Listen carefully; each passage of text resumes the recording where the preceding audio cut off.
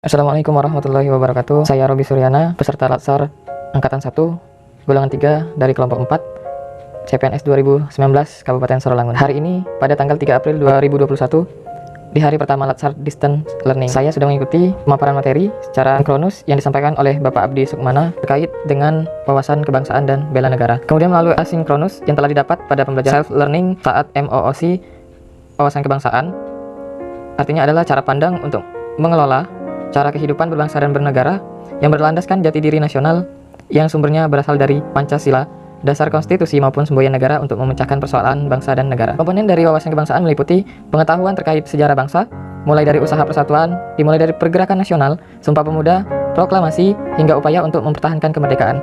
Melalui pembelajaran sinkronus yang telah dijelaskan oleh Pak Abdi, bahwa beliau mengingatkan kembali pentingnya modul ini untuk menjadi bekal ASN yang berwawasan luas, bukan hanya dibaca akan tetapi bisa mengimplementasikan dalam kehidupan sehari-hari, agar juga bisa dijadikan contoh dari para pejuang terdahulu sekaligus pembelajaran di masa lalu.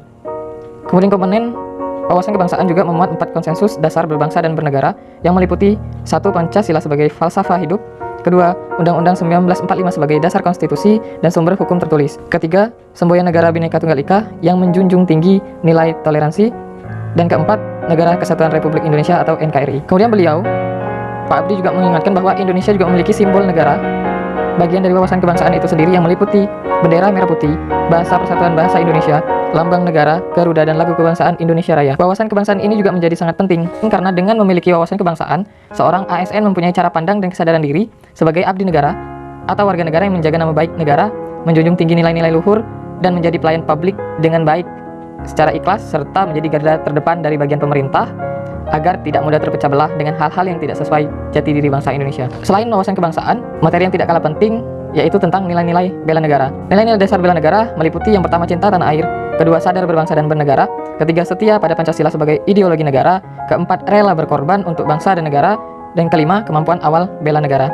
Fungsi-fungsi ini menjadi penting karena sebagai seorang ASN ini merupakan perekat bangsa, kemudian pelaksana pelayan publik, kemudian pelaksana kebijakan publik. Kemudian beliau juga memberikan motivasi untuk terus memiliki pendidikan atau terus berpendidikan tinggi agar pengetahuan seseorang bisa maju dan berkembang sehingga bisa memberikan yang terbaik untuk negara. Kemudian ASN juga disampaikan oleh beliau bukan sejatinya sebagai bos atau yang minta dilayani oleh masyarakat, tetapi ASN merupakan pelayan publik yang digaji oleh masyarakat. Jadi berikanlah yang terbaik untuk negara. Terima kasih. Wassalamualaikum warahmatullahi wabarakatuh.